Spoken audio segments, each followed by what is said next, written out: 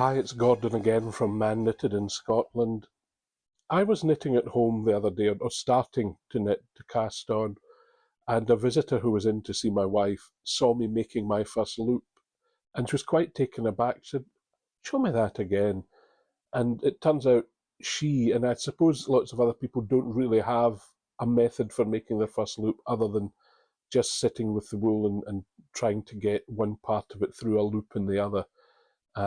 Which is perfectly fine. You usually only have to do that once in every piece of knitting. It's not a big deal. But I do have a particular way I do it, which was taught to me by one of my primary school teachers. And it's done with the left hand, the same as the long tail cast on. And you have your needle in your right hand ready to slip it onto. I'll show you what I do.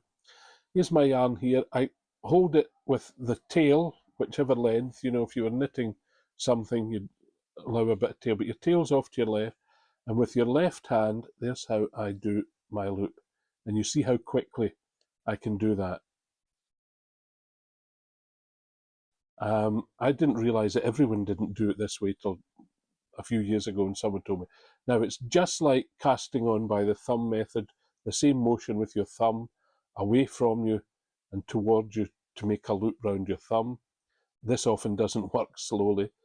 And as you come up, you get your index finger in to open the loop wider, turn round, grab your main wool, let it slide off your thumb and tighten it up. And there it is. I would just put my needle in there and get it to whatever tension I want. I'll show you again. Round the thumb, open it, grab the main wool, let it slip. Loop, open, grab, slip.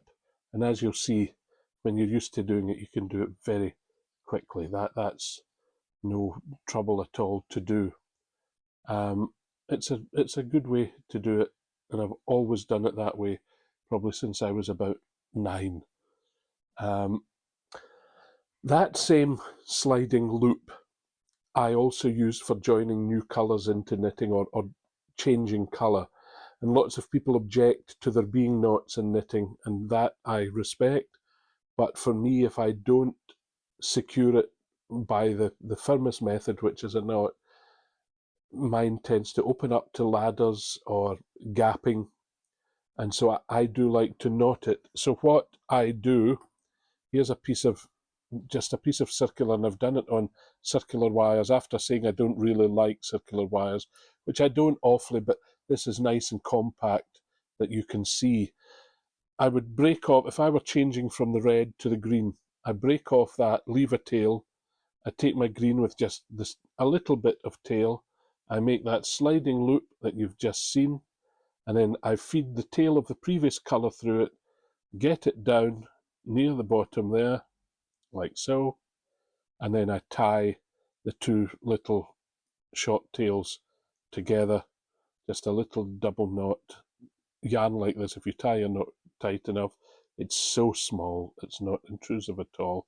Then I'm left with those tails to weave in later, or to weave in as you go, which most people know about, but I'll show you. It's especially easy if you're used to doing Fair Isle knitting with a colour in each hand, because you're used to doing that for catching longer floats, and it's exactly the same principle, and I'll show you that in the next video. But I hope that method of creating your first loop is, if not useful to you, at least, vaguely interesting. Anyway, thanks for watching. Bye for now.